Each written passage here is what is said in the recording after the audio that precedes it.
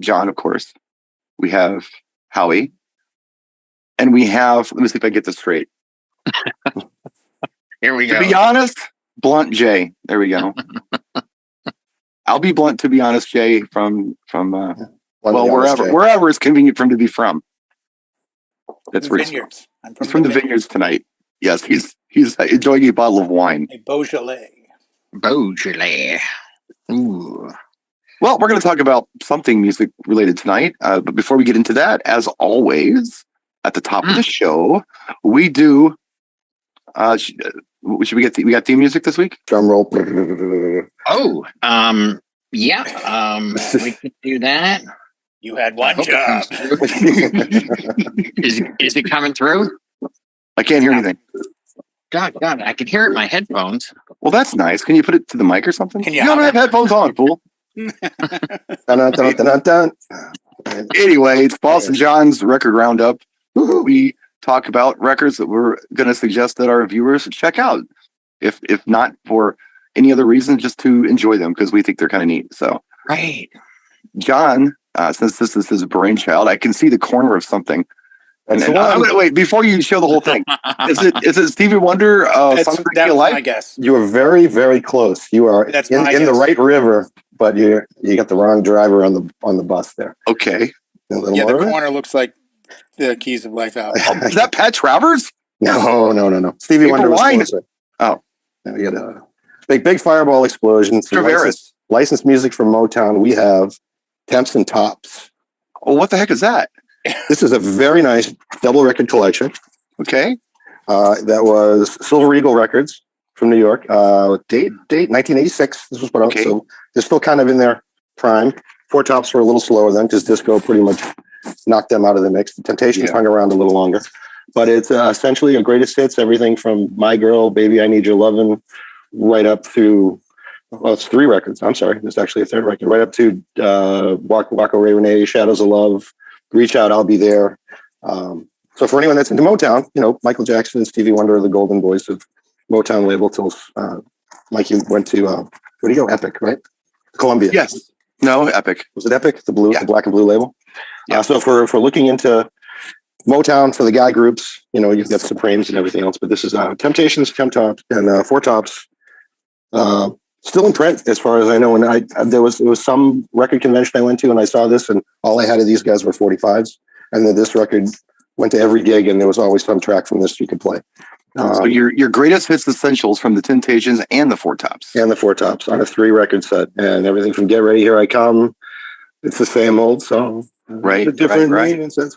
Like everything you'd want to have on a best of compilation, hit this one. And more Temptations and Four Tops than you can shake a stick at. Yeah.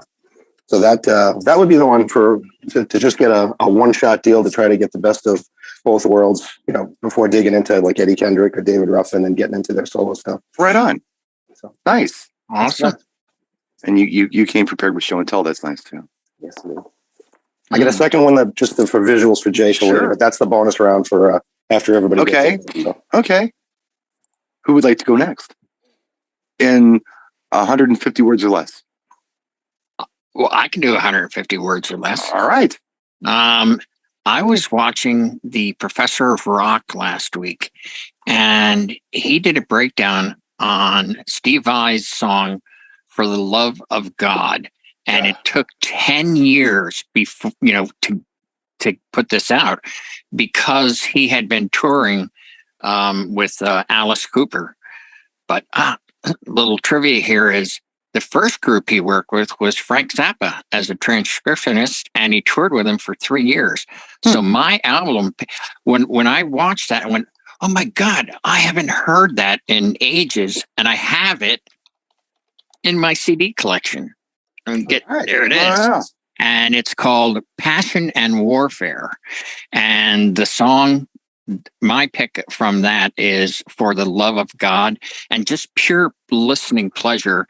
It's 90% instrumental, guitar, bass, and drums. And it's just really, really good album. Was that like late 80s, early 90s? It came out.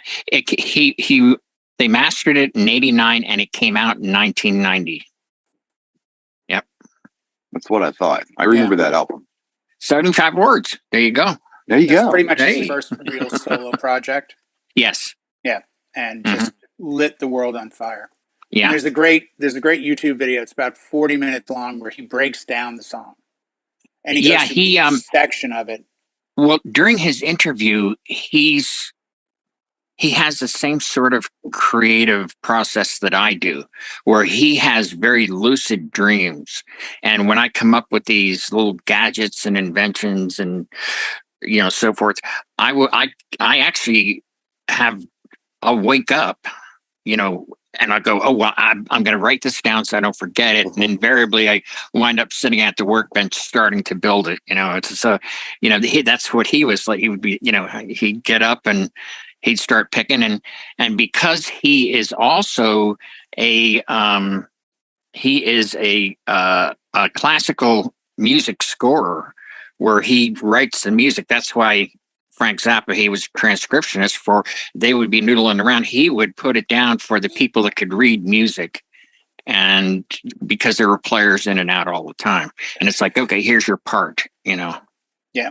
And just very quickly, he was a student at Berklee College of Music in Boston. And as a pet project, transcribed a Frank Zappa solo, sent it to Frank Zappa's people, got to Frank. Frank couldn't believe anyone could have transcribed it because there was so much going on. Saw that it was done correctly and called him, got in touch with Steve Vai, had him fly out to Cali and start the transcription process, but then had him audition to play guitar. Yeah. And asked him to do like 3 checks. And on the 4th one said, okay, now do it reggae, 7th, 8th time, but do it in a diminished key of F sharp. And Steve Vai had done everything perfect. And he went, wait, you can't do that. And without missing a beat, Frank Zappa said, I hear Greg Kinn is looking for a guitarist. And Steve was just devastated. And he's like, but you can play with us for now. Kind of Frank's on another level. Steve Vai is, Well, great song, Boston Rain on that album. Yeah, he did tour with him for 3 years. And then, finally, 1990 his first solo project. So anyway. He also played on the Slip of the Tongue for Whitesnake. Yes, after John Whitesnake Sykes, he toured with them too for a while. He did a tour for 1 year. Yeah. He was in David Lee Roth's band when Van Halen. Yes. He was also David Lee I Roth's saw him live. That's the only time I got to Yeah. see him live on stage. I've Well, seen that him was the with impetus. When he was with David Lee Roth, he quit to finally finish this album. And he was in Crossroads. Yep, Mhm. he played the devil's Yep. guitarist in Crossroads. Yeah. That's all I got for you on that. And And he secretly played the John- kids part too, but You drill holes in Oh, guitars. you know who played the slide part? Ry Cooder. Yeah. The Ralph Macchio slide work is all Ry Cooder. Yeah. Also, we probably know better as the guy that brought back the Cuban scene with Buena Vista Social Club back in the late 90s.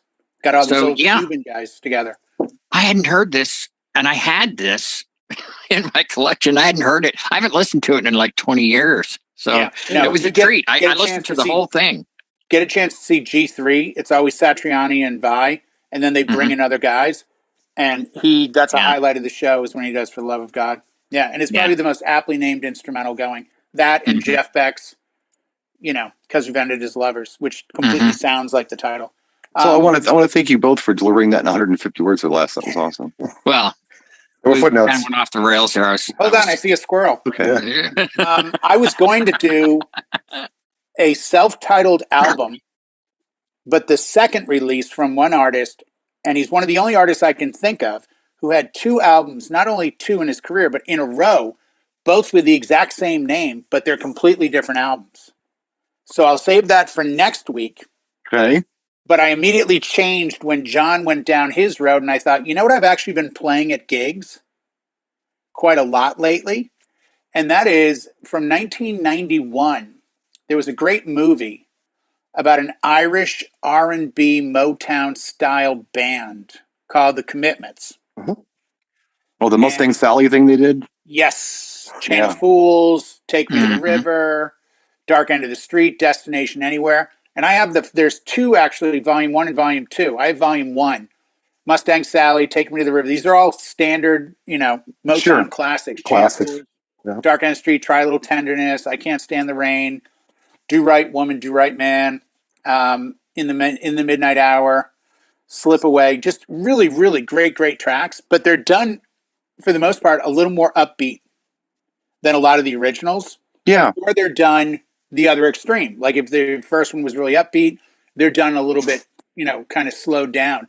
I always play the Commitments version of Mustang Sally when I'm strong armed to play that song at an event. That's the one I do. Oh, you don't? It's got a lot more punch than the Wilson Pickett version does. I think Chain of Fools it's much different to me than Aretha's version, but I like it more because again, it's 1990 production, not 1997 production. Well, the Arista stuff, and she was Arista, she wasn't Motown, but that stuff was like, it was like recorded with tinfoil or something. It was terrible. In a bathroom hallway. Respect is one of the worst recordings in the world. I like the song, but oh my God, the Motown stuff was bad too. And I don't know if I'm pronouncing it right or wrong, but until you just said that, I've always called it Arista. Could be. Yeah, Arista? I always called it Arista. Could be Arista. Well, it's the same word. You're just putting a spit shine on the A. Right. But I have a 20th anniversary CD from them somewhere that's got like all the respects on it, and it still sounds bad, but it's all their like big artists. So it's like Whitney, Aretha, the Grateful Dead. It's a weird CD. What is the gig with? What is the saying? It's not what you say, it's how you say it. It reminds me of Thanksgiving. My mother does Wordle, right? And she says to Blanca, I had a Wordle or some puzzle thing where you gotta, I don't know what it is. But the question was, what does Colgate mean in Spanish? And the answer was, go hang yourself. So she goes to Blanca and she says, does Colgate mean go hang yourself in Spanish? She says, no. I said, baby, say it in Spanish. Is Colgate. Oh yeah, it's pretty close. So yeah, it depends on how you say it. It could be a toothpaste or it could be strangulation, apparently. It's not what you say, it's how you say it. Yeah, there's a few Spanish words that I've been told by my Mexican friends. Like, if you pronounce the A, it's this. But if you pronounce the O, it's that. Yeah. Like, well, Chevy, there was the Nova, right? And they all know Nova because it means Nova. Nova. Yeah, Nova is. Why would you buy a car name doesn't go? Why would you buy that car? Well, for years, John Young would say karaoke instead of karaoke. I think it's a Minnesota thing. Karaoke, yeah. He says a lot of things funny, I think. Yeah, it's all in that where you land on that. So, John, I didn't have a plan. So Commitments. Yeah. What's yours this week, Brian? Well, I didn't have a plan until John pulled that up, and then I thought, you know what, this would be a really good recommendation, especially for mobile DJs. On the same vine that John's talking about, I'm going to have to do a screen share because I just am on this, just so I can show you. This is a real thing. This is Hitsville, USA, the Motown Singles Collection, 1959 through 1971. Wow. When I was a wee lad working in a CD, used CD store, I picked this up. It's a 4 CD set. You can still get it. It's still available, as you can see. Like the MP3 version of this is $47.49, but it's like all the great Motown songs, really all the singles. So it's like everything. And the significance of 59 through 71, for those of you who don't know, that's when Motown, How many CDs? It's 4 CDs. Wow. But the significance of 59 through 71 is that's when Motown actually was in Detroit. Right. In 72, they moved to Los Angeles. Los Angeles, yes. And guess what? There's a collection for that too, and I got it as well. Yeah. Volume 2. Wow. Yep, it's all the stuff from 72 through 92. So it covers, 20 years. Whoa, $125. And Brian, what is your 6 degrees of separation of Motown's founder and head honcho, Mr. Gordy Berry? Do you know? Berry Gordy, you mean? Berry Gordy. Do you know what your 6 degrees of separation is? It's you, Red Foo, and him. Yep. Yeah, I know Red what it is. Foo's stepson. But technically, I've met Red Foo, so there's only 1 degree of separation. Well, that's what I'm saying. I mean, just the 6 degrees. I'm that close to it. That's the thing. Yeah, no, I've got photos of you and Red Foo. But this is that's Berry Gordy's kid. Yeah, from LMFAO. But yeah, it's all the great, tunes. These are really good, and this covers like the Eddie Kendricks and all the cool Stevie Wonder stuff when he kind of started doing his own thing, and yeah. David Ruffin, as we were speaking about earlier. It's all here. By the way, it's got all the good Commodore stuff on it. And it ends like with The Boys Dial My Heart or something like that. Oh, Into the Road, Boys the Men. Shanice, I Love Your Smile. This is the version you need. That's the version you want. It's one on this collection. But anyway, search that out. There are 2 box sets I recommended this week for you guys, and you can actually definitely use them as DJs. And it's you don't need any more Motown than that, guys. No. Oh yeah, and you can crank them out too because they're only like 3-minute songs for the most part. You can you can just rip through fast. A bunch. Yes. Hey, for next week, let's not only have an album, but I'm looking at a song that's a cover of a cover of a cover. Let's have like a song that we think is multi-purposed because you've got different versions by different artists of the same song. You know what I'm saying? Like just one example, like, hey, here's a great one. You know it by this group, but it's originally done by this group, and it's a great version. The example would be, Try a Little Tenderness. Michael Bublé does a great version. It's very modern, but it's an Otis Redding track. But the Commitments also do it, and theirs is a lot more kind of Blues Brothers, R&B, upbeat kind of thing, just as an example. We could do that right now if you want to, Jay. Okay, then I'll start. Let's do Hard to Handle by Otis Redding, because I now see that the Commitments do a version, and most people know it famously done. Right, Black Crowes. I believe 1990 Shake Your Moneymaker, the Black Crowes. Jay's going to tell his Black Crow story again. Okay, it was a cold April night in 1990. I was there in Boston. Who are these guys? Oh my God. Who are these guys? On the third track, the lead singer, who looked and acted just like Keith Richards meets Mick Jagger, said, hey, we're so excited to be out on our first tour. You guys might know this song. We're getting some love on MTV. This is Hard to Handle. Or no. Jealous Again, probably, right? No, what was their first big single? Keep your hands to your... No, that's Georgia Satellites. They're interchangeable to me. Yeah, no, Jealous Again. Quick Georgia Satellite story. The lead singer guitarist from Blackberry Smoke plays a 59 Gibson Les Paul Jr., formerly owned by the lead guitarist of Georgia Satellite. If you don't knock it off, we're going to have a freestyle show. And I'll be quiet. The only thing that'll do it. Better than duct tape. That's my kryptonite. So I guess the game here Every once in a while, George Lamond. Right. But before we get to the game, because the game does sound fun, but the reason why I pick what I pick is, and thankfully, a bunch of you went the same route with the Motown. I was talking to our dear Scrappa this week, and he was picking the brains and said a lot of people are coming up and asking him for R&B. So I says, well, R&B, that's Marvin Gaye, that's Smokey Robinson. He's like, no, R&B, like Nelly, like Keith Sweat, like, and he names off some. Yeah, sure. So yeah, that's something that maybe we can go into after. Is just where do we draw the line between old school R&B and and is 50 Cent because he sings over a stolen beat from Motown? Does that make him R&B now? We can talk about that right now, John. That's another one that just for it's the Tuesday Night Music Show. It is. There are a lot of new artists that are considered R&B that you and I would never in a million years say. Looking at Justin Timberlake, would you think of him as a potential R&B singer? Great. Yeah, absolutely. But he does. He knocks it out of the park. Tracks R&B. Oh, that's a great R&B track by Drake, and I'm like, wait, that's in my hip hop folder. Sorry. I had somebody up one night go, do you have any old school? And I'm like, oh, this is like early 2000s. And I literally said, oh, like, Beastie Boys, Run DMC, Kool Moe, like old school to me was mid 80s. And she literally looks at me, she goes, no, like Chronic stuff. And I'm like, Chronic, the album? She's like, yeah. And she wanted that early 90s. To her was old school 10 years later. That's middle school. It wasn't that much later. It was only a few years later. But I mean, you don't. It was 90s though, yeah. It was, to me, I think of Chronic as early 90s. That period of that early 90s, yeah. Yeah, I don't think of it as old school. Now I think of it older, but we differentiate with it, but crowds won't. And I think the same phenomenon kind of happened with like early 50s rock and roll and 60s frat rock. Because I remember as a DJ at my age, when I started doing this in the late 80s, I couldn't differentiate between the two of them because they were so similar. Like Wooly Bully sounds like 50s rock. Yeah, and Louie Louie and all that stuff. Yeah. It works with all that 50s stuff. Absolutely. Well, did you guys ever use the term frat rock? Yep. Like was Didn't I just say that? Yeah. I think I just said the term frat rock. Oh, I'm so sorry. I didn't hear that part. Makes you want to shout and all I that thought it was stuff. 60s, 50s, like 50s rock into 60s. Well, the whole frat rock phenomenon, as far as I could see, really happened. Like, well, at the time it happened, but then it really exploded again and never really totally went away after Animal House was released. Yeah. So the Animal House soundtrack that kind of created its own genre.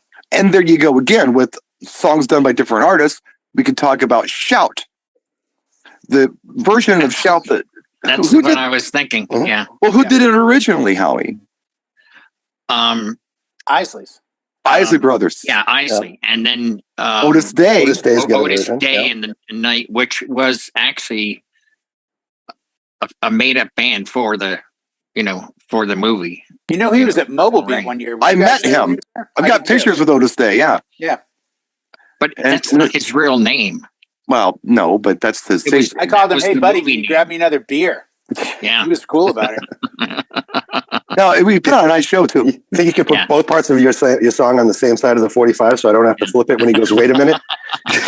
Well, that's how it used to be. Welcome to the Hot Q days.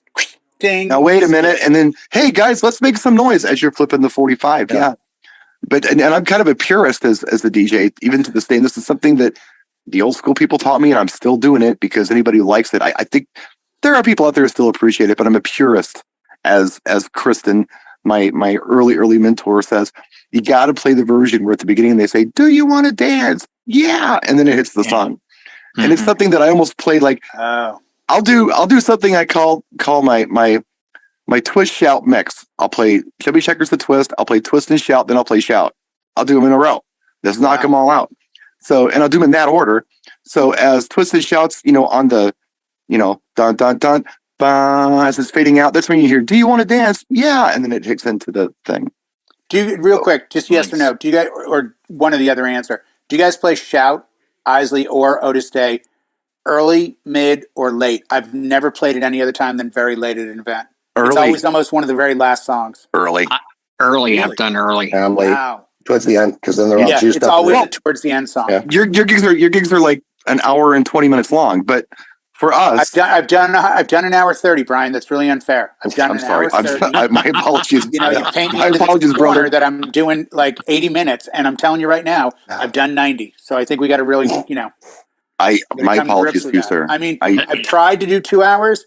It's, I start the sweat thing. It gets to be a bit much. My back. No one's done 2 hours, dude. Come on. Yeah. Come on. It'd be like doing 24 straight hours. No one's been alive that long. Jesus. Oh, wait. So anyway, as I was saying, if I could remember what the hell I was saying. Yeah, I do it early. And the reason I do it early is because just my thought process with the events that I'm doing is I don't want anyone there who might be, let's just say, older than myself, to think that I'm just going to play new music all night. So It's very important to me that I mix in new and old at least the first hour. As Mike Sanchez says, the family hour, where you give everybody a little something, everybody can deal with the stuff. So songs like Shout, Twist and Shout, those kind of songs to me are songs that not only is maybe somebody my mother knows might enjoy. My mother doesn't care. She wants to hear something newer, but most people my mother's age may enjoy, yet the teenagers may get into it as well. So you get everybody out there. If you wait until late in my world where I play longer than a few hours, what happens is the old folks have left already. They don't get an opportunity to enjoy it. So that's why I do it early. Yeah, and the ones with kids have left as well. Right. I'd love to see all that. I'd love to see a 45 1 hour set from you, like dinner to cake. Even though my gigs are shorter than yours, there's no question. But I'm still 2.5 hours of dancing. But I'm stuck by a lot of events start with, special dances, dance for half an hour, 40 minutes, cake, and then you got the rest of the night. I'm going to formally invite you. 40 minutes. I'm going to formally invite you to come to one of my events. No. I'm serious. I'm serious. I'm dead serious. You know where I would love to. You've been to my house. Come, stay a week. Be happy to 5 days if you can make the time, and we'll go do a gig together. Yeah, no, I think it would be. It'd be a fun video. Always maintained, and we've said this on the show repeatedly. I want nothing more than to be able to watch other people do the work I do, because I want to learn from what they do and what I can change in what I do. Every year I feel the same way right now we're at the end of what I call the year. Yeah, I'm me now too. into holiday parties. My weddings are done. And I think every year for the last 25, 26 years, man, next year I'm going to jump another level. And every year it becomes a little harder because it stopped being about skill and started being about lighting. And I got a photo booth and look at this fog machine. But I still in my brain am saying, man, next year I want to do this musically that I'm not doing now. Jay, let me tell you why it's harder. I'll tell you why it's harder. Because you're a solo act and you've got nobody to bounce ideas off of when you're in the moment. Yeah. So I have and we're recording right now. So right. I'm saying this, throwing myself under the bus if I don't follow through. Maybe for the cool guys out there, a New Year's resolution could be this. You make it a point to take a weekend off. And instead of going to one of these conventions where you're hearing the same crap at every convention that you hear, because you do, it's the same thing every time. Maybe you take that same amount of money, get a plane ticket, you go fly and see a pal of yours, and you go gig with them in a different state and just check it out from a different point of view. Maybe that would be a challenge for any DJ out there for 2023. 100%. By the way, as somebody involved with one of the vendors, I'll be there. Would ask that you all go to every possible show, because that's only going to open up my travel for the year. I don't care where the show is. If you could go, and by the way, if you could request the older long-haired guy from Pioneer DJ show up, that would be a big help. But other than that, listen to Brian. But if you give him a questionnaire. No, I only said that because people are going to say, oh, that's a lot of money. Dude, it's a plane ticket. And if you're going to see a friend, they're not going to charge you to stay with them. I mean, what's it going to cost you, Jay? Whatever it's going to cost to fly here is going to cost you. Exactly. And it's I'm going to take care of you when you're here. And that's, and we've had get White Claw in the fridge for you. Now we're going. I'll even do it. I'm done. I'm already there. You hear that knocking? That's me. I'll buy some lettuce or whatever the hell you eat nowadays. Lettuce works. Give me some rabbit food. Eat that. I was thinking backyard, grass back there. I'll come up with something. Go to the pet store and get rabbit food.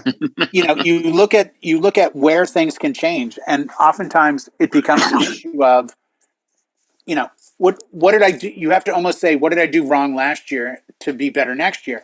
I don't always think you had to do something wrong. I think it's just opening up. Playing songs shorter. Doing this, doing that, finding mixes that you may not be comfortable with, but that your audience, who's getting younger than you are, is going to be excited by and intrigued by. It can be a lot of stuff. I remember after I had my stroke, I was forced to bring people along to help me. Actually, people were forced to bring me to events because I really couldn't do much except, program and talk on a microphone. I couldn't set anything up or whatever. Right. My pal, Rich Martinez from Chicago, he wanted to go out and gig with me one time. We went out to this place, we gigged, and it was cool. I remember at the end of the night, we were packing up, and I was telling him how to pack my stuff. And I don't remember what was supposed to go in this bag, but he looked at me and says, dude, why are you doing that? Watch this. And he took my laptop stand and all my cables and some other things, and he packaged them all in this case. And it was so much neater and it's so much cleaner. I would have never have thought of that. He would have never have thought to have shared it with me until he's there in the moment to show me how to do it. Brian, and I still pack my stuff like that. About bags, dude, I took four bags and didn't take them to gigs. Probably a month into this year, right? I didn't need for any of the gigs I did. Any of the bags, not a single thing from any of the bags. To the point where I got confused. Like, okay, something's wrong. I've been carrying these bags, but I also came from the van mentality of I had the van. Now I have another van, but I'm like, oh, you have a van. Don't worry, just throw everything in it. But I suddenly realized, wait a second, why am I working harder, not smarter about this? Why am I not looking at it from the perspective of, I know I need these 4 XLRs, these 3 IECs, I have these 2 longer, and I want to be even more kind of, on top of that for 2023, 2024. But after that, what's the next thing? What is going to... You're not going to know until you're right there in the moment. Exactly, but what is going to separate you? I've told DJs this, and I do it myself. You have a Saturday night that you're off. I agree with you. Fly out and see a buddy. Check out their wedding. Shadow them. But if not, try this. Go into the garage. Go in your driveway, your backyard, your bedroom. I don't care where you go. Take everything out like you were setting up for a gig. There's no pressure. There's no issues. Start to set up. And then as you tear it down, think of how you could hide things. How could I make this easier on me? Well, I could take these two cables and put them here.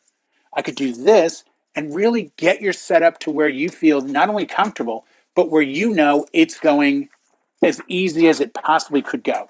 Those are all things. Yeah. Going through your things and doing that maintenance is important. I think everybody should do it. You know, you have crates, your music, you have folders. I have crates.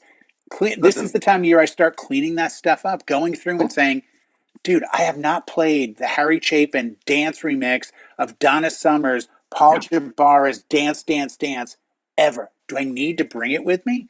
But my brain goes, what's the big deal? The problem is it becomes more and more confusing as you move forward, having so much music on a hard drive. I think what you're suggesting is a good thing.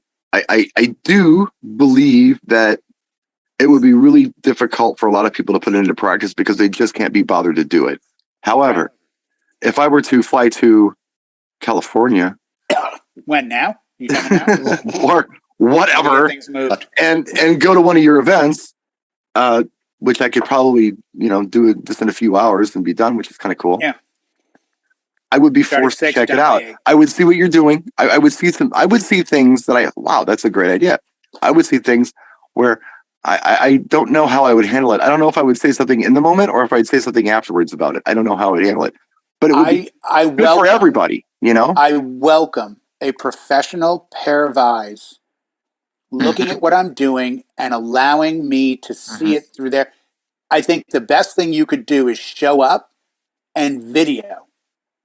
I would almost like to have someone put a camera in the corner and show what I look like from beginning to end, from 4 o'clock to 10 or 11 o'clock, and be able to go through it and go, dude, how many times did you put your hand in your pocket? First time I recorded myself at a wedding, I opened with the word well, probably 36 times. Well, ladies and gentlemen, well, folks, like what's with the word well? Ticks are tough, man. And they're very tough. We've been talking about that recently. Yeah. They're not easy to break. To be honest, ticks are really difficult. I'll be blunt. Brian. Sometimes they're hard to break. At this moment. Yes, of course it's at this moment. You're saying it right now. So I've decided to just torture you about it until you stop. Because I've been telling you this for how many years? But see, this is the thing, Brian. You don't know you have it. Even if you know you have it, it's you knew you had it because we pointed out to you constantly. Yes, you did. So now I'm just going to torture you about it at the top of every show until you stop.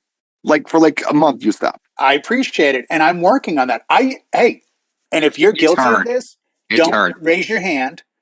But my wife, the beautiful Michelle, pointed out that after years, and I thought it was my accent, but I would say to her, I put the car across the street. And she would always make a face. And I'm like, I just put the car across the street. What's the big deal? She's like, say it slowly. I'm like, I put the car across the street. She's like, you're putting a T in the word across. I'm like, no, I'm not. And then I realized, yes, I was. That's a colloquialism, though. I wouldn't sweat that. Well, it to her, it was the thing with her. And I was like, thank you for pointing. Hey, I call it wheelbarrow. Barrel. That's an East Coast thing. I don't say wheelbarrow. Barrow. Like that's not the part of the kingdom where the fam came from. Apparently, there are words. I hear people say barrow. I'm like, our barrels had wheels. We didn't have barrels. There are words that there are words that people say in Indiana that I don't know that they say anywhere else. But because I learned to speak from listening to my mother and my siblings and my father when he spoke when I was a kid. Sure. That's what I still say. So there are special words that people say that don't exist, like isn't and wasn't. Now, I don't know if any other people or anywhere else maybe Ohio perhaps says things like this. I still use these words, and I don't use them consciously, but I think most intelligent people understand these are regional words. They're not like bad words. No, and it's not a bad thing, but you always want to be moving forward and improving. Like, does this expression bother you in the least? Hey, that's the gym I work out at. Period. No. Go. No, you shouldn't end with an at. Lori jumps in the chat right now, ending a sentence and a preposition. That's dangling. Just dangling. I think we're going to have a problem here. It doesn't bother me. Houston, English class with we have a real problem here. It's not like No, you're trying to go on LA News and What like school announce is the that? weather. If you were, that'd be one thing. But Brian, here's the catch. Do I want to talk to that school teacher client of mine, not knowing she's a school teacher, with her 10-hour wedding at the Ritz-Carlton because her, fiance's parents own Warner Brothers, and I say that, and she goes, I can't hire a DJ that can't even speak properly. Well, then you probably didn't want to be you didn't want her as a client anyway. But no, I understand what you're saying. It's a lot of money, Brian. It was like $5,000 wedding. Don't tell me who I want to get paid by, please. $5,000, Brian. She's a pain in the ass. Leave her alone. It's more trouble than she's worth. She's nitpicking. You think these things cost like $2? They don't. $3.49 now. Don't even. You should try Ripple. I think that's a lot more reasonable. Or Dude, Thunderbird, is that one too? Not Twist Off. Yeah, the Wino things. I get it though, and I'm always trying to improve as well. There are words, Brian. Night Train. Night Train. There you go. There are words that I screw up all the time. Mad Dog 2020. That's just going to go there, Howie. But I do understand. My tick was misspent youth. And I didn't know I was saying until someone pointed out to me that I was saying a lot. So, I ran into that for a little bit. Yeah. We talked about that. But you don't realize it. Like you could watch your own video, you saying it repetitively over and over again until someone points out to you that you're doing it. You don't even know you're doing it, even if you can hear it. We shot a video at Expo a couple of years ago, a live Facebook video, and it was half me in the front, and then another DJ took over in the back, and the comments were all like, bring Jay back. His explanations and statements were great. The other guy kept saying and like. And when I watched the video back, it was a constant. He got anxious and nervous. So it was like, so like this is something that you totally want to like use at like a wedding. And if you don't like if you had your laptop and and literally when I watched it, I was like, oh my God. Like I probably would have noticed, but it became glaring. Is it a bad thing? Only if you put yourself out there on YouTube or in a live video place. But since going after the Brian S. Red school of how to be a good DJ MC, if you're looking at top end comedians, and I've fell into a Johnny Carson Tonight Show, like first appearance, Robin Williams, first appearance, this guy, that guy, man, it's timing and it's clarity and it's bang. There's no room for error. There's like every time they're given an opportunity, they shoot. And they hit.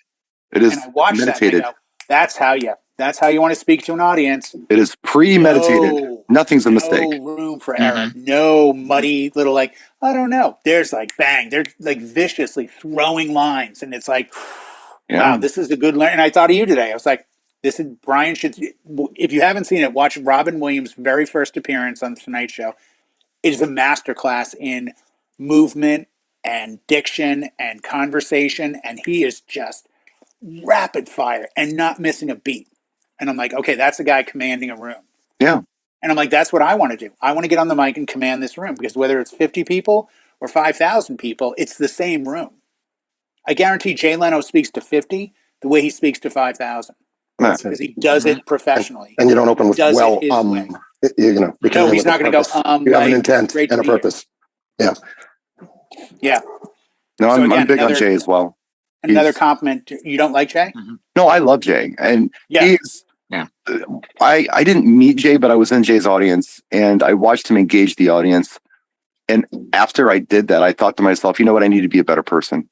Because I really felt like anytime that anyone would speak to Jay and he would reply to them, the way he replied to them, even the way he said, sure, like, okay, it sounded so friendly and sincere. I thought to myself, my God. No, I think he's a super nice I want to be more like him. Because he performs every week. Well, he's taking a couple weeks off right now. Right, he has, but he went the other night. No, he went the other night. They showed him going to that club last Sunday. Yeah, and he was like, "Yeah, I'm good now. No, we can have off. Okay, but he was staying away from the gasoline." Yeah. On the way in, he was like, "I'm going to my first roast." Going in there to light it up tonight. Maybe have some barbecue to eat later too. And I mean, he was so self-effacing, but he was being genuine with the people that were saying, "Hey, we wish you well," and that's how he responded. He's real. He's real. I have heard this many times, and I may have even said it here on one of the broadcasts. He has never spent a dime of his Tonight Show money. True. Got one check for the cars, anything to live on. Nothing. Everything is gigging. Canadian money runs. It's all gigging and commercials or whatever, but it's never been Tonight Show money. And he gets just banks all that. figures. Like he's got no kids. Events in Vegas. No, he's married. He's got no kids. He'll do I know because I know a booker in Vegas. And we were talking, and I said he has no kids. I'm sorry, Lori. He has no kids. He did a corporate gig in essence many years childless. ago. His figure was 100 for the gig. It was a big, Caterpillar or some GM, somebody big. And but his performance fee for that gig was like 100. So you're doing 1 or 2 gigs a week at $100,000 a gig. You can afford to take every paycheck you ever drew from the Tonight Show, put it in the bank, and then take this money and live on it. Mm-hmm. Why not? Why not? Yeah. I mean, neither here nor there. I just thought it was kind of interesting that, this guy gigs like we do. And that's, I think, again, one of the reasons I can really relate to some of these people is because they're doing the same stuff we are. I mean, we're going out and performing in front of an 100%. audience. It's not the audience we were performing in front of last week. It's a different audience. Brian, what would happen if you were in the audience watching Jay Leno do a corporate event and Jay Leno suddenly said, "Hey, I've got something in my throat. If you guys could give me 5 minutes, is there anyone that could come up here and talk to the audience?" Would you have the balls to raise your hand? No. I would. No. Well, I know you would. Yeah, no, I would, because the thought process is this. All right, folks, I'll be blunt. To be honest, and it would happen for 5 minutes, and then he would go, yeah, he's so funny. No, it would be, this is exactly what I think every DJ that watches this, that does this as a living, that does this professionally, should understand this is what you've worked towards. Luck is what? 90% preparation and 10%, or 90% ability, 10%. Whatever the stupid percentages are. It's not about not being prepared. It's about knowing that when all hell breaks loose, you're the guy in the crowd who everyone treats like an idiot because you play Shout and Psy Gangnam Style at a wedding last week. Guess what? You're also the guy in the crowd that has the balls to get up on stage in front of 5,000 people and command an audience. Because that's what you did last week in, Racine with 50 crackheads and 12 heroin users at a wedding. Sure. What I'm thinking is a little different. And the reason I wouldn't is a different reason than I think you're imagining. The reason is I don't want to open for Jay. I don't want to follow Jay. I don't want to do that. But I'd try it. As a DJ, I will get up in front of, dude, how many people will I ultimately up in front of with my videos? I don't care. It doesn't bother me. I don't get stage fright. Something like that. So there are some artists, and this is a goofy thing with art. We can talk about who's better, Michael Jackson or Prince or Springsteen or Madonna or Eddie Van Halen or whatever. Is there a better? I mean, I don't think so. It's different. And they don't all belong on the same bill together. No. Is chocolate better than vanilla? I don't want to be on stage at any of these conventions with following or anything else with Sparky B, because he commands an audience. I can't compete with that. There's nothing I can do to compete with that. Can I go up there and set the pace and do it? Yeah, I think I can. And then have Sparky follow you. Actually, don't even be near Sparky. Yeah, that's a bad one to be near. That's what I'm trying to say. It's not that I feel like I'm not good enough. I'm not him. He's going to command an audience in a very different way. I can't compete with what he does. Doesn't make my art worse. Don't you think it's just different? It's a different vibe, Right. Like kind of like how you don't play Frank Sinatra and Slayer in the same set. You don't do it. You haven't been to my weddings, but I'm saying you can make a remix of that easy. Don't you think you elevate yourself? Like you played bass in bands, correct? Oh, a long time ago in another life when I had two hands. But I did. But let's go back to that time. Okay. If I gave you a local bass player, you two could come up with some lines, jam. But if I suddenly said, "Hey, Brian, Flea's here. You want to jam with him?" You would initially say, "Oh, I can't jam with Flea. Flea's amazing." But there's got to be part of you that also says, "Yeah, you know what? I do want to jam with him, not to show him up, but to learn from." And I think that's kind of the point. It's not about following or coming in front. It's just about what you have is enough to hold your own. Well, what you're talking about are two peers, are two artists coming together and having some kind of jam session and maybe learn from each other. Right. That's one thing. Getting up in front of an audience, following Jay Leno or something like that. No, You're not dealing with the artist. No. You're I trying wouldn't to follow work Jay with Leno his crowd that he set the pace for. That's a no. I'm different saying vibe. he says I need 10 minutes. Can someone come up and talk to the audience? I'm giving a weird example. Remember when Prince opened for the Rolling Stones and he got booed off stage? Some things just shouldn't go together, and I don't think Jay Leno and I should go together. Yeah, I just don't think it's a good. I don't think we should be on the same tour bill. That's all. No, it's not a tour bill. But don't you think in the back of your mind you'd like to? When I had to do the EDM biz, they didn't tell me. No. They're like, hey, can you give a presentation? It's 15 minutes long. Yeah, sure. What's it on? This app. Okay. No one told me it was in a room that was sold out with 1,900 seats and then standing in the back. And I learned a very valuable lesson. It's the biggest gig I've ever done. And what I learned was, no, you can't see past about the third or fourth row because of the stage light. Spotlight. Yeah. That was one big learning lesson. I'm like, I'm only really talking to these 30 or 40 people. But I also realized after me, they had like Pete Tong come up, and then they had somebody else come up, and then the owner of Insomniac came up. And I thought, yeah, I'm as worthy as those guys. If I'm just me, there's no other me in the building. They can't replace me. So why not just be me? So I didn't try to compete. I just thought what I have is good enough. Well, okay. But I also had to realize I couldn't say and like 100 times. That's fine. But it wasn't like, okay, Keanu Reeves was up there. He can no longer do it. So we're going to send Jay up there as a replacement. Here we go. Right. That's your analogy. You're sending up here with the Jay Leno thing. What you're saying is that the word is out there about me and Keanu, and I understand. You're like the porn version of Keanu Reeves. We've never seen the two of them at the same place at the same time. Maybe there's only one. Wait. The what? Like the Harry Reams version? Is that what I heard? It's like, instead of John Wick, it's like John Dick. That's the movie you're in. Hi, I'm Keanu Reams. You are in Swinging. Keanu Reeves.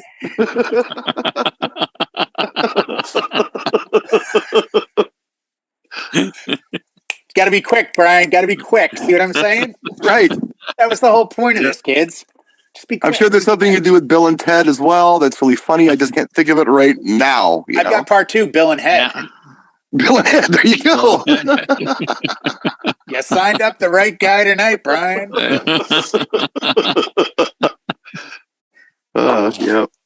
Yep. All right, I think that does it for tonight. I don't think we're going to top any of this. It's here all week, Trevor. Yeah. Tip your bar staff. Tip your waitress staff. Yeah. If Bella's crying, just ignore her. She's been sad all week. Oh my God. Brian has a vision every show, everybody that watches, all three of you. Brian has a vision every show, and I know he does. And it's in his head going, this is where we're going to go. Hopefully, Howie won't do... No, Howie's good. John's fine. Fucking Jay I've got to watch for, though, because he's the guy that'll suddenly see a squirrel. That squirrel will have an AK-47 and a Prince t-shirt on. So the person who probably knows what I'm going through more than anybody else who's watching this right now is Lori, because she's a school teacher. I think Lori's and there's always that kid who didn't take his Ritalin. Lori's watching, and you got to deal with them. Dissertation. That's what I have to do in here every week.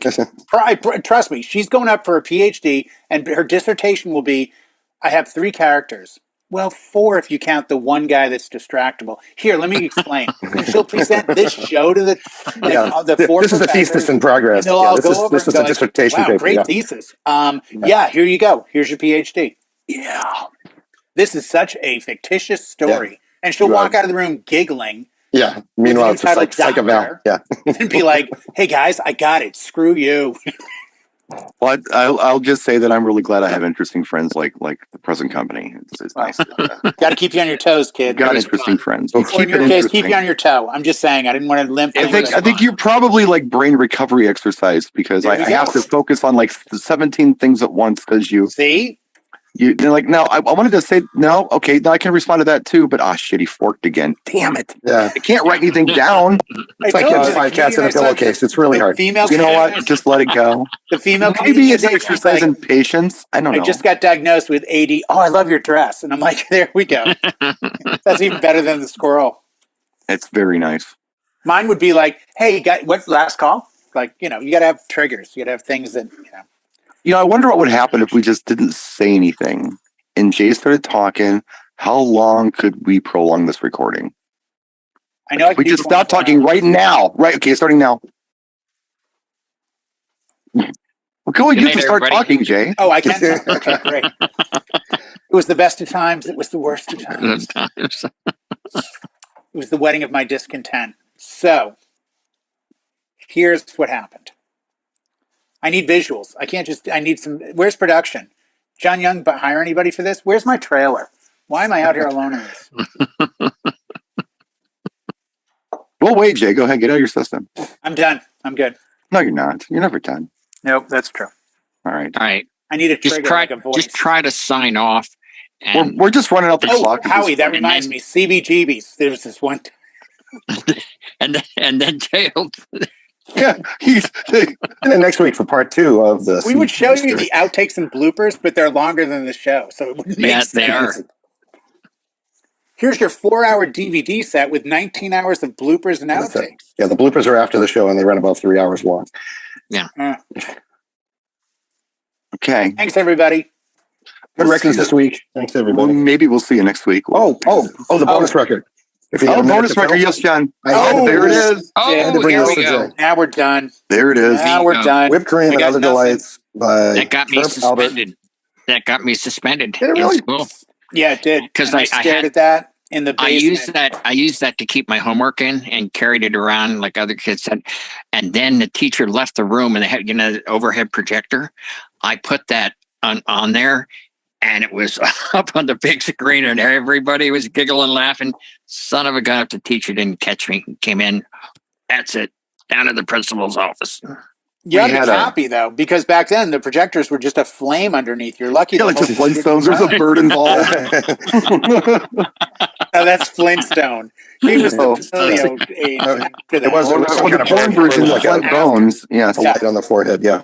That was pre-paleo. Howie was paleo. When I was a young guy, when we moved to Oklahoma, we had this thing. I forget what day it was of the week, but it was a free music week in music class where we had this old music teacher, like old, as John Young would say, crotchety old lady. Then she retired. We got this cool young chick in. She's like encouraging us to bring in music we love to play on this certain day. So Prince. Sorry. I don't know. So people would bring things into play. It's the first time I heard like Cal Patty. Remember that song from probably one of the Smoking the Bandit movies? In fact, it was a Smoking the Bandit movie that Cal Patty was in. I think it was Smoking the Bandit 2. Yeah. You should know this stuff, Jay. You We had love running Smoking water the where I Bandit. lived. Sorry. So anyway, I had brought in The Knack Get the Knack. And Oh, that's a good one. of course, My Sharona was the one. But the song I really liked on there was called She's So Selfish. And you know that I'm not a lyric guy. I never pay attention. Apparently the lyrics are not appropriate. Like My Sharona lyrics are appropriate, but it was a radio version, so it didn't matter. But yeah, it was the only time I remember in a free music listening time that a song was cut short because of content. You got the PMRC label right across your forehead. That There big. you go. Yeah, it was before that. Well before. Oh, I yeah, was going to say you this were is a pioneer. for PMRC. Yeah. This was like 81, maybe. I don't know. What was PMRC? 85, 86? That's 6, yeah. I was mid 80s sometime. Yeah, Yeah. you're probably right, Jay. Somewhere right in there. Like Yeah. D. Schneider went up and John Denver went up. Frank And, Zappa went up. Right, because John That's Denver's why so I think offensive. John Denver secretly has always been cool. Not only did Yeah. he have good music, he seemed like a cool guy. He was cool. 70s. But Yeah. He had the nuts to go up in front of Congress and say, Right. "Hey, guys, not like Rocky Mountain High or, Annie's song or any of my stuff is ever going to get flagged, but censorship is bad." Well, actually, the way I remember it, D. Schneider was talking about it. He said that they were really worried about what John Denver was going to say. And 'Cause there's all these he said rockers everything there. they wanted him to say. He was But perfect. They're like, oh no, John Denver, he's going to be for this. And he went up and he Ooh. said, I'm not for this. I did a song, Rocky Mountain High, that was misinterpreted by a lot of radio stations for something it totally wasn't, and it wasn't played, Mhm. and it's not fair. So that's You ever Yeah. think he's rolling over in his grave now that weed, the first legal state in the country, was Colorado, where weed became so that whole Rocky Mountain High thing took on a whole new meaning. he was a Yeah, cool and guy Joe though. and Joe Yeah. Walsh. I like the old God movies. Oh, they were really good. He was the Osmonds of his time as a solo guy. Meaning he was good with all groups. He didn't offend anybody. Do you know who he was? I really believe this. And because I never could categorize this guy either. He was almost in the same type of category, and dare I say it, Jim Croce. Wasn't Yeah. quite country. a little bit folk, but not quite. I don't know, just good music, you know? I'd agree. Yeah. Yeah. But he had that vibe that the Carpenters had where it was like, this is okay to listen to no matter how old you are. It was non-threatening like the Carpenters. Right, exactly. It was folky like Jim Croce. Yeah. That's my dissertation on that, I guess. I agree. I wish he had done more in the way of off the hat, either collabing or doing something. But I just at my age growing up, he was a figure in the 70s that was very safe. Like, oh, this is somebody. If you said you were going to see John Denver, everybody was on board. If you're going to see the Carpenters or Jim Croce, Harry Chapin was a little more edgy, maybe. James Taylor was kind of that guy. Sometimes, you know. Yeah. I mean, the artists weren't, because we didn't have the internet. We didn't have a lot of info. If you did something really bad once, it kind of stuck to you. Well, you had the singer-songwriters that came out of the 60s who did some really amazing stuff. And we could talk about Joni Mitchell. We could talk about Carole King. Yeah. But, you know, they were a little, I don't know. I think John Denver always got pigeonholed into country, but I never saw him as a country artist. No, I thought it was too good to be country. We've had this conversation before. Yeah, no, we have. Well, oddly enough, if you watch the HBO, just aired it over the weekend, and I know it's on HBO On Demand, the Bruce Springsteen, Howard Stern interview. I watched that. Bruce Springsteen says his very first album was supposed to be him on guitar. Like, he had to fight to bring in the rhythm section. He could not have there's no electric guitars on his first album, because when he went up to Warner Brothers, I think it was, and auditioned, it was him and a guitar. And he played Saints and Sinners, and when they did the demos, they're like, it's just you. He's like, what do you mean? And in the interview, Bruce says, it was the time of the singer-songwriter. James Taylor, Carole King, it was that period of time. They wanted a guy in guitar they didn't even know I had a band. They didn't know East Street Band even existed. So he had to put out his first album and fight to get a bass and drummer and keyboard and some horns in. But it was still pretty much a folky first album, because that was that period. I think we saw that a little bit in the late 90s, early 2000s. Jason Mraz, John Mayer, Ed Sheeran, a little bit of that. And then they all kind of went on their own poppy ways. But Jack Johnson, late 90s. I'm even thinking like Jewel. Jewel would be one, John Mayer, Jewel, Jason Mraz, Ed Sheeran, Jack, like I said, Jack Johnson. Those guys that could show up, or girls, with a guitar and perform something. How is our producer concerned that we're going over time? I've got a contract. See, we finally got on a roll. It took us a little while to get there. My lawyer's calling me. Izzy Iskowitz from Dewey Cheatham and Killjoy Howie is like, you're already over. No. He sent Howie. Didn't even handle theme music this week. Next week, I want some theme music, dude. I'm working on it. Make it happen. I hear it in my invisible ones. Another personality just singing hooks in your head. I don't know why it's not going through. The UV meters go up. I can hear it in the headphones, and I'm like, why aren't you guys hearing it? What the hell? By the way, real quick, what was it, Laughing? That's kind of where Howie's headed, where he's going to suddenly start doing the hand on the ear intros, like Laughing. Yeah. Okay, those of you who don't know Laughing, it was a show back in 1904. He's going to start ripping Roland Martin coming up. Yeah, a lot of really obscure references, and probably something to do with Sid and Marty Krofft. So before he does that, let's go ahead and just kill this. Put a fork in it. Thank you all for tuning in. Maybe we'll see you next week. Maybe we won't. Happy 4th of July, everybody.